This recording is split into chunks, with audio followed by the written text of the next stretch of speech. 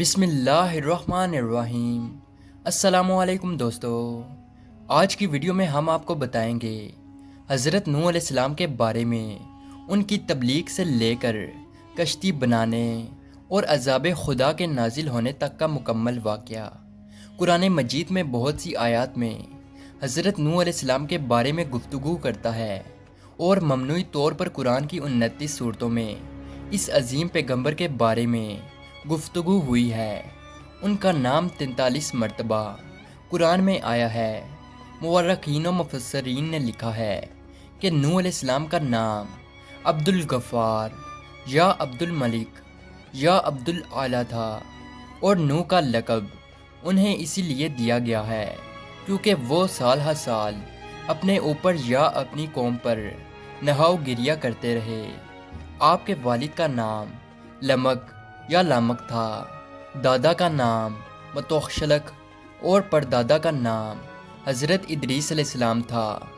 علی بن ابراہیم نے بسنت حسن حضرت امام جعفر صادق علیہ السلام سے روایت کی ہے کہ حضرت نوح علیہ السلام 300 برس تک اپنی قوم کو خدا کی طرف دعوت دیتے رہے، لیکن قوم نے ان کی دعوت قبول نہ کی۔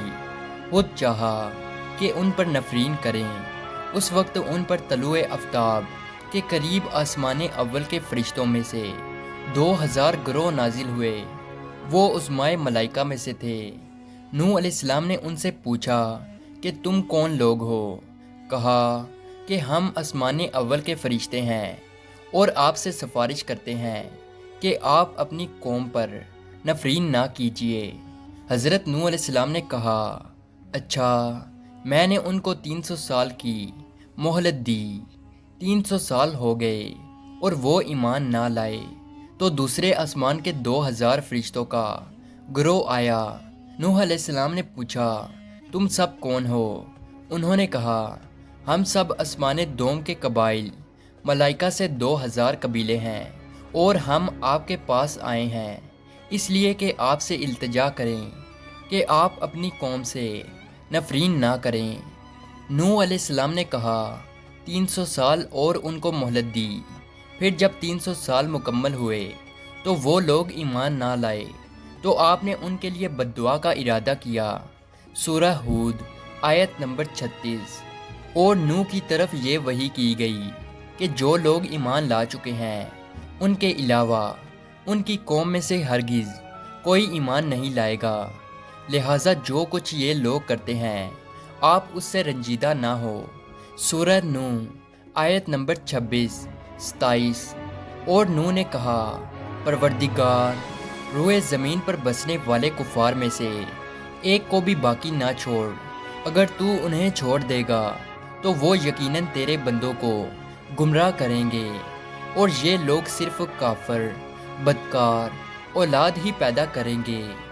حضرت نوح علیہ السلام کی اس دعا کے بعد اللہ تبارک و تعالیٰ نے ان کو حکم دیا کہ کھجور کے درخت بوئیں۔ آپ نے درخت لگانا شروع کیا، بس آپ کی قوم کے لوگ آپ کے پاس آ کر آپ کا مذاق اڑاتے کہ ایسا بڈھا شخص جس کی عمر کے 900 سال گزر چکے ہیں اور وہ کھجور کے درخت لگا رہا ہے، پھر آپ کو پتھر مارتے تھے۔ اسی طرح 50 برس گزر گئے اور کھجور کے تمام درخت بڑے اور مضبوط ہو گئے، تو اللہ تعالیٰ کا حکم آیا کہ ان درختوں کو کاٹے۔ یہ دیکھ کر آپ کی قوم پھر مذاق کرنے لگی کہ اب جبکہ کھجور کے درخت بڑے ہو گئے ہیں تو اس بڈھے شخص نے کاٹ ڈالے، اس کی عقل زائل ہو گئی ہے اور پیری اس پر غالب آ گئی ہے۔ سورہ ہود آیت نمبر 38، 39۔ اور وہ یعنی حضرت نوح علیہ السلام کشتی بنانے لگے، اور ان کی قوم کے سرداروں میں سے جو وہاں سے گزرتا تو وہ ان کا مذاق اڑاتا تھا۔ نوح علیہ السلام نے کہا، اگر آج تم ہمارا مذاق اڑاتے ہو تو کل ہم تمہارا اسی طرح مذاق اڑائیں گے جیسے تم مذاق اڑاتے ہو۔ ان قریب تمہیں علم ہو جائے گا کہ کس پر وہ عذاب آتا ہے جو اسے رسوا کر دے گا، اور کس پر ہمیشہ رہنے والا عذاب نازل ہوگا۔ اللہ تعالیٰ نے حضرت نوح علیہ السلام کو کشتی بنانے کا حکم دیا، اور جبرائیل علیہ السلام کو ان کی تعلیم پر मामूर फरमाया। गर्ज के नूह अलैहिस्सलाम ने कश्ती बनाना शुरू किया। उसकी लंबाई 1200 हाथ, चौड़ाई 800 हाथ और ऊंचाई 80 हाथ थी। एक हाथ से मुराद कोहनी से लेकर दरमियानी उंगली का आखिरी सिरा होता है और ये तकरीबन आधा मीटर होता है। इस तरह कश्ती की लंबाई तकरीबन 600 मीटर, चौड़ाई 400 मीटर और ऊंचाई 40 मीटर थी। हज़रत नूह अलैहिस्सलाम ने अर्ज़ की, खुदावंदा कश्ती बनाने में मेरी कौन मदद करेगा? खुदा ने वही फरमाई कि अपनी कौम के दरमियान ऐलान करो कि जो शख्स कश्ती बनाने में मेरी मदद करेगा और उसकी चीज़ को तराशेगा तो जो कुछ तराशेगा वो चांदी या सोना बन जाएगा। हज़रत नूह अलैहिस्सलाम ने ये ऐलान किया तो लोग कश्ती बनाने में आपके साथ शामिल हो गए और मजाक भी करते जाते थे कि जंगल में कश्ती बना रहे हैं। जब खुदा ने कौम नूह अलैहिस्सलाम को हलाक करने का इरादा किया तो 40 साल पहले उनकी औरतों को फांच कर दिया गया। फिर उनमें कोई औलाद नहीं हुई। जब नूह अलैहिस्सलाम कश्ती बनाकर फारिग हुए तो खुदा के हुक्म से आपने सुरयानी ज़ुबान में निदा की, जिसे सुनकर तमाम चुपाई और जानवर हाजिर हुए। आपने हर जानवर का जोड़ा कश्ती में सवार किया। आपकी 950 साला तबलीग के नतीजा में दुनिया के तमाम लोगों में से सिर्फ 80 लोग आप पर ईमान लाए थे। सूरह हूद आयत नंबर 40। यहाँ तक कि जब हमारा हुक्म आ गया और तंदूर से पानी उबलने लगा तो हमने कहा, ऐ नूह, हर जोड़े में से दो दो कश्ती पर सवार कर लो और अपने घर वालों को भी सिवाय उनके जिनकी बात हो चुकी है और उनको भी सवार करो जो ईमान ला चुके हैं, अगरचे उनके साथ ईमान लाने वाले बहुत कम थे। कश्ती मस्जिद कुफा में तैयार की गई। जब वो दिन आया जिस रोज़ खुदा उनको हलाक करना चाहता था, नूह अलैहिस्सलाम की ज़ौजा तंदूर में जो मस्जिद कुफा में मशहूर रही रोटी पका रही थी और नूह अलैहिस्सलाम कश्ती में उस जगह जो जानवरों के लिए मुकर्रर थी उनकी चीज़ें जमा कर रहे थे। इसी दौरान ज़ौजाए नूह अलैहिस्सलाम ने आवाज़ दी कि तंदूर से पानी उबलने लगा है। नूह अलैहिस्सलाम ने आकर तंदूर में कुछ मिट्टी डाली और उस पर मोहर लगाई कि पानी बाहर ना आए और जाकर तमाम जानवरों को कश्ती में दाखिल किया। फिर तंदूर के पास आए और मोहर तोड़ी और मिट्टी हटा दी। आफताब छुप गया और बजाय इसके कि कतरा कतरा पानी बरसे, एकदम पानी आया और तमाम चश्मे उबल पड़े, जैसा कि हक़ ताला फरमाता है। सूरह कमर आयत नंबर 11 ता 13। फिर हमने ज़ोरदार बारिश से आसमान के तहखाने खोल दिए और ज़मीन को शगफ्ता करके हमने चश्मे जारी कर दिए तो दोनों पानी इस अमर पर मिल गए जिस पर वो मुकर्रर हो चुका था। और तख्तियों और कीलों वाली कश्ती पर हमने नूह अलैहिस्सलाम को सवार किया। अल्लाह तबारक व ताला ने हज़रत नूह अलैहिस्सलाम से फरमाया कि कश्ती में सवार हो जाओ। कश्ती के चलने और रुक जाने के वक्त खुदा के नाम के साथ निजात की दुआ करते रहना या बिस्मिल्लाह कहते रहना।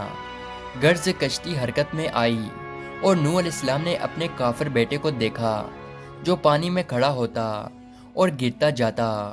आप अलैहिस्सलाम ने फरमाया, बेटा हमारे साथ कश्ती में सवार हो जाओ और काफिरों के साथ मत रहो। उसने कहा, यानी जल्द पहाड़ पर चढ़ जाता हूँ और वहाँ पनाह लेता हूँ, वो मुझे पानी में डूबने से महफूज रखेगा। नूह अलैहिस्सलाम ने फरमाया, आज खुदा के अजाब से बचाने वाला कोई नहीं है मगर वही बच सकता है जिस पर खुदा रहम फरमाए। फिर नूह अलैहिस्सलाम ने कहा, पालने वाले, यकीनन मेरा बेटा मेरे अहल से है और बेशक तेरा वादा सच्चा है और तू तमाम हुक्म करने वालों से बेहतर हुक्म करने वाला है। हक़ ताला ने फरमाया, ए नूह अलैहिस्सलाम, वो तुम्हारे अहल से हरगिज़ अहल नहीं है जिनकी निजात का मैंने वादा किया है, लिहाजा मुझसे ऐसी बात का सवाल ना करो जिसका तुमको इल्म नहीं है। मैं तुमको नसीहत करता हूँ कि तुम जाहिल मत बनो। नूह अलैहिस्सलाम ने अर्ज़ की, خداوندا، میں تجھ سے پناہ چاہتا ہوں اس بات سے کہ تجھ سے ایسی چیز کا سوال کروں جس کا مجھے علم نہ ہو، اور اگر تو مجھ کو نہ بخشے گا اور رحم نہ فرمائے گا تو میں نقصان اٹھانے والوں میں سے ہو جاؤں گا۔ بس خاموش ہو گئے، جیسا کہ خداوند عالم نے ان سے فرمایا تھا۔ اسی اثنا میں ان کے درمیان موج حائل ہو گئی اور قوم نوح علیہ السلام کے نافرمان لوگ ہلاک ہو گئے۔ کشتی مڑی، اس کو موجوں نے تپیڑا دیا، یہاں تک کہ وہ مکہ میں پہنچی اور خانہ کعبہ کے گرد طواف کیا، کیونکہ کعبہ کے سوا تمام دنیا غرق ہو گئی تھی۔ خانہ کعبہ کو بیت العتیق اسی لیے کہتے ہیں کہ وہ غرق ہونے سے محفوظ رہا۔ غرض کے 40 روز تک آسمان سے پانی برستا رہا اور زمین سے چشمے ابلتے رہے، یہاں تک کہ کشتی اس قدر بلند ہوئی کہ آسمان سے جا ملی۔ تو حضرت نوح علیہ السلام نے اپنے ہاتھ بلند کیے اور عرض کی، اے پروردگارا، احسان فرما۔ اس وقت خدا نے زمین کو حکم دیا کہ اپنے پانی کو کھینچ لے، جیسا کہ قرآن مجید میں بیان ہوا ہے۔ سورہ ہود آیت نمبر 44، یعنی کہا گیا کہ اے زمین اپنے پانی کو جذب کر لے، اور اے آسمان برسنے سے رک جا۔ جو پانی زمین سے باہر آیا تھا زمین نے اسے جذب کر لیا تھا، مگر آسمان کے پانی کو قبول نہ کیا، اور کہا کہ خدا نے مجھے صرف اپنے پانی کے جذب کرنے کا حکم دیا ہے۔ تو آسمان کا پانی زمین کے اوپر ہی ٹھہرا اور کشتی جودی پر ٹھہری، اور وہ موصل میں ایک بڑا پہاڑ ہے۔ بس خدا نے جبرائیل علیہ السلام کو بھیجا تو جو پانی زمین پر رکا ہوا تھا اس کو ان دریاؤں میں پہنچا دیا گیا جو دنیا کے گرد خلق کر دیے گئے ہیں۔ اور نوح علیہ السلام کو خدا نے وحی فرمائی۔ سورہ ہود آیت نمبر 48، کہا گیا، اے نوح علیہ السلام، اترو ہماری طرف سے سلامتی اور برکتوں کے ساتھ، جو آپ پر اور ان جماعتوں پر ہے جو آپ کے ساتھ ہیں، اور کچھ جماعتیں ایسی بھی ہوں گی جنہیں ہم کچھ مدت زندگی کا موقع بخشیں گے، پھر انہیں ہماری طرف سے دردناک عذاب پہنچے گا۔ پھر نوح علیہ السلام نے 80 مومنوں کے ساتھ جو آپ کے ہمراہ تھے موصل میں کشتی سے اترے اور مدینۃ السمانین کی بنیاد ڈالی۔ حضرت نوح علیہ السلام کے 3 بیٹے سام، حام اور یافس بھی ان کے ہمراہ کشتی میں سوار تھے۔ مورخین کا نظریہ یہ ہے کہ کرۂ زمین کی اس وقت کی تمام نسلیں انسانی بعض گشت انہی تینوں فرزندوں کی طرف سے ہے۔ ایک گروہ حامی نسل ہے جو افریقہ کے علاقے میں رہنے والے ہیں، اور دوسرا گروہ سامی نسل ہے جو مشرق گستہ میں رہتے ہیں، اور یافس کی نسل کو چین کے ساکنین سمجھا جاتا ہے۔ چونکہ طوفان نوح کے بعد نسل انسانی حضرت نوح علیہ السلام کے فرزندوں سے آگے بڑھی، اسی سبب سے حضور اکرم صلی اللہ علیہ وسلم نے فرمایا کہ نوح علیہ السلام 2 پیدر میں سے ایک پیدر ہیں، یعنی حضرت آدم علیہ السلام کے بعد تمام انسانوں کے باپ ہیں۔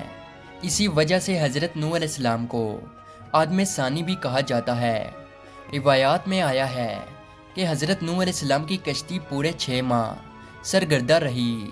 یہ مدت ابتدائی ماہ رجب سے لے کر ذی الحج کے اختتام تک تھی۔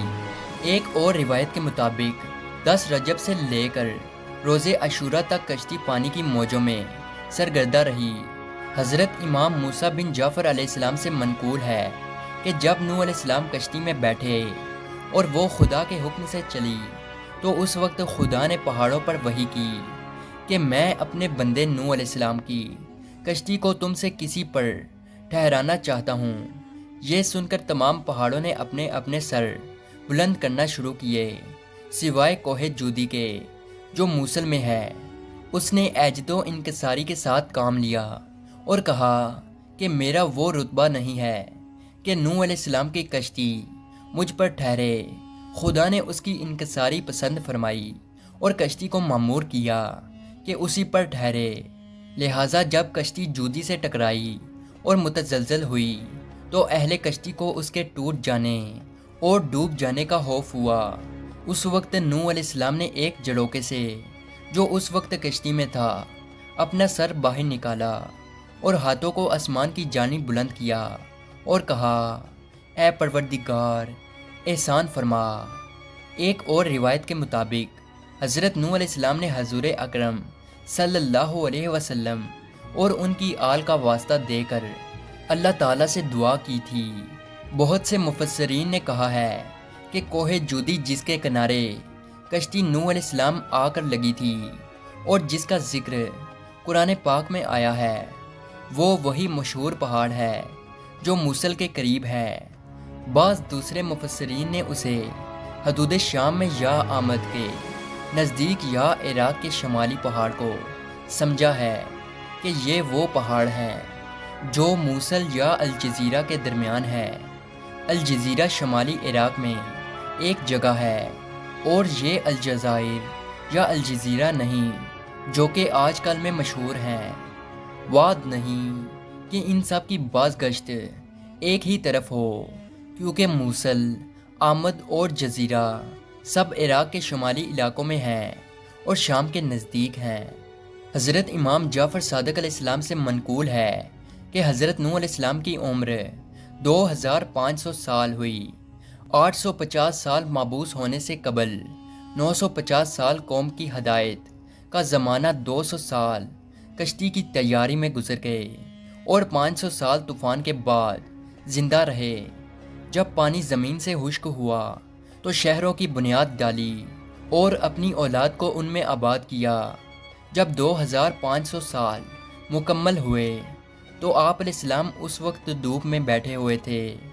कहा, अस्सलामु अलैका या नबी अल्लाह। हज़रत नूह अलैहिस्सलाम ने जवाब सलाम दिया और पूछा, ए मलकुल मौत, किस लिए आए हो? कहा, आपकी रूह कब्ज़ करने के लिए आया हूँ।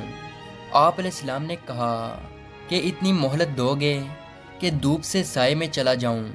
कहा, हाँ। बस नूह अलैहिस्सलाम साए में गए और फरमाया, ए मलकुल मौत, दुनिया में मेरी ज़िंदगी की मुद्दत धूप से साए में आने के मानन थी। अब जो कुछ तुमको हुक्म दिया गया है बजा लाओ। मलकुल मौत ने हज़रत नूह अलैहिस्सलाम की रूह मुक़द्दस कब्ज़ कर ली। उम्मीद है कि आज की वीडियो आपको अच्छी लगी हो, तो इसे लाइक और सब्सक्राइब ज़रूर कीजिएगा। मिलते हैं अगली वीडियो में, तब तक के लिए अल्लाह हाफ़िज़।